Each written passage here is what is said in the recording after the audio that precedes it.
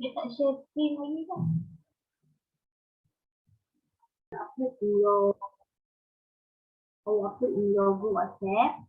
So lecture 2 is about entrepreneurship concept ataupun entrepreneurial management. Kita tengok dia punya main tajuk dia. Okay, entrepreneur concept. So apa yang ada di dalam lecture 2, kita lihat pada learning outcome.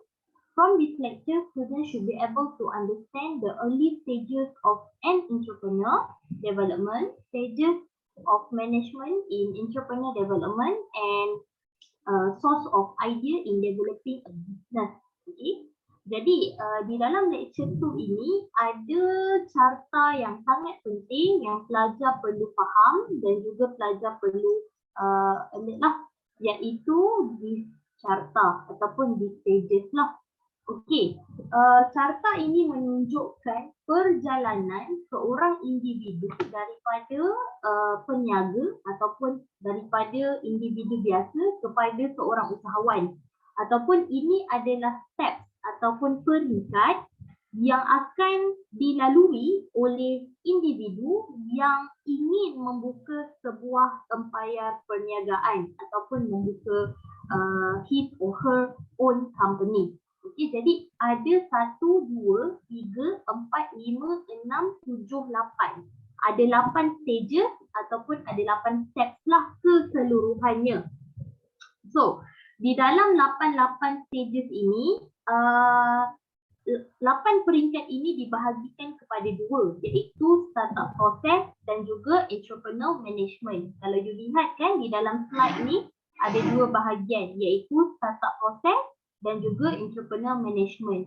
Apa perbezaan antara startup process dan juga entrepreneur management? For startup process, usually, okay, at this stages, selalunya perniagaan itu belum wujud lagi ataupun belum dilaksanakan lagi. Okay, maksudnya idea tu ada tetapi company or perniagaan itu belum wujud lagi. Okay, tetapi apabila usahawan itu telah masuk kepada peringkat yang kedua iaitu entrepreneur management, ini adalah step yang akan dilalui oleh usahawan tersebut dengan wujudnya company tersebut. Maksudnya perniagaan tu dah ada lah. Okey, kalau 1, 2, 3, vision of opportunity, evaluating of opportunity, business plan, usually at this stage the company or the business belum wujud lagi. Okey, boleh faham tak setakat ni kuliah 4? Faham ya? Okey, let's look one by one at these stages. Okey, yang pertama adalah vision of opportunity. Okey, vision of opportunity adalah peringkat di mana berlakunya development of an idea. Okey, di mana pada peringkat yang pertama ini, vision of opportunity, ini adalah peringkat pengembangan idea sahaja. Di mana usahawan itu baru lagi mempunyai apa idea yang ingin mereka buat untuk perniagaan mereka. Okey, apa yang mereka nak buka, apa yang mereka nak capai dalam tempoh 5 tahun, dalam tempoh 10 tahun. Jadi itu adalah visi. Apa pandangan mereka, apa hala tuju perniagaan yang mereka ingin laksanakan. Okey, itu adalah vision of opportunity. Kemudian stages yang kedua adalah evaluating of opportunity. Maksudnya di sini idea itu akan dinilai semula oleh usahawan tersebut. Okey, adakah perniagaan ini boleh berpotensi untuk bersaing dengan peniaga-peniaga yang sedia ada?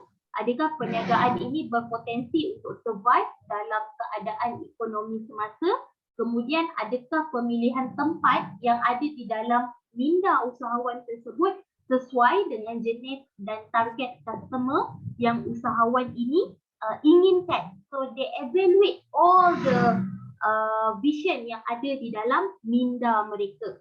Okey, kemudian setelah berlaku proses yang kedua, they move to the next process which is business plan. Okey, business plan ini adalah sejenis dokumen yang mempunyai segala maklumat berkaitan dengan perniagaan tersebut. Okey, itu adalah business plan.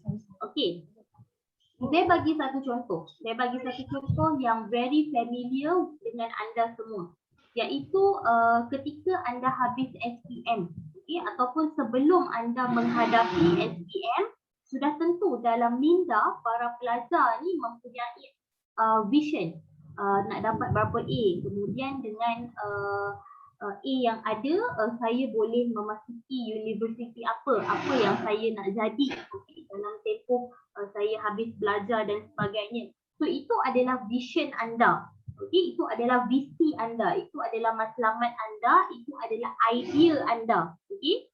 Kemudian setelah you mendapat result, okay, you mendapat result SPM, you akan berfikir, oh sekarang ni saya dapat 8A contohnya. Okay, apa peringkat ataupun apa level of education yang boleh saya ambil.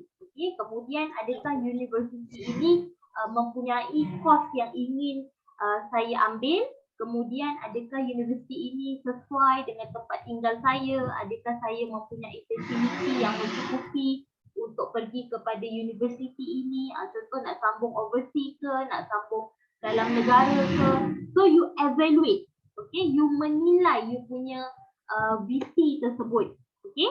Dan seterusnya adalah peringkat business plan. Yang ini tak ada kaitan lah dengan awak semua sebab you tak merangka, you tidak merangka you punya idea, okay, you terus masuk ke alam universiti. Tetapi for entrepreneurship dalam bidang keusahawanan, usahawan itu perlu merangka idea tersebut dalam sebentuk dokumen yang berkulit. Mengapa perlu adanya business plan? Sebab you bayangkan kalau saya bercakap apakah fungsi business plan, okay, ataupun saya bercakap mengenai lecture pada hari ini, kemudian bila nak exam, you akan tengok balik pada slide, betul tak? You akan tengok balik pada recording video. Sebab apa? Sebab you akan lupa apa yang saya akan beritahu pada hari ini. Begitu juga dalam business plan, dalam business.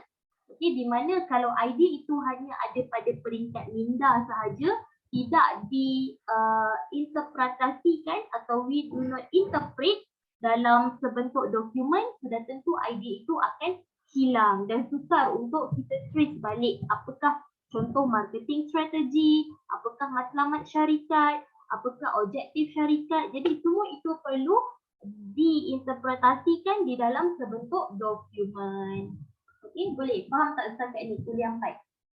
Faham. Faham. Yang lain faham tak? Faham. Faham ya?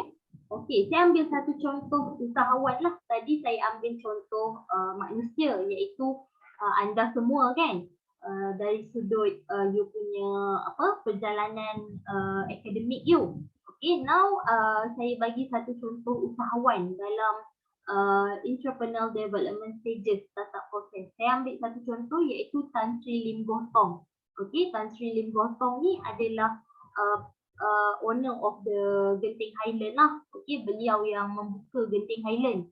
Okey, jadi kalau you baca kisah beliau ni, okey, you baca kisah Tan Sri Lim Gotong ni, dia ada buku dia. Okey, kalau you tak beli buku dia, you boleh carilah dekat mana-mana bahagian website ada cerita dia. Okey, bagaimana Genting Highland ni wujud? Okey, pada asalnya Tan Sri Lim Gotong ni pergi ke rumah kawan ataupun saudara beliau lah, saya tak pasti mana satu, kawan ataupun saudara di Cameron Highland. Okey, pada waktu itu Cameron Highland telah ada. Okey, cuma pada waktu itu Cameron Highland bukanlah kawasan pelancongan lagi, hanyalah kawasan penanaman sayur-sayuran sahaja. Okey, jadi banyak kebun lah di Cameron Highland. Okey, jadi Tan Sri ni pergi ke Cameron Highland dan di situ, okey, di situ beliau merasakan bahawa keadaan di tanah Sisi sangat nyaman, sangat sejuk dan juga sangat segar. Jadi sesuai untuk beristirahat. Itu adalah vision. Okey, itu adalah vision. So beliau mempunyai idea untuk membuka kawasan istirahat yang mempunyai suasana yang sama seperti mana Cameron Highland. Okay, so you nampak tak ada vision dekat situ? Nampak tak kuliah 4? Nampak. Nampak Jadi beliau ada idea, ada visi. Oh,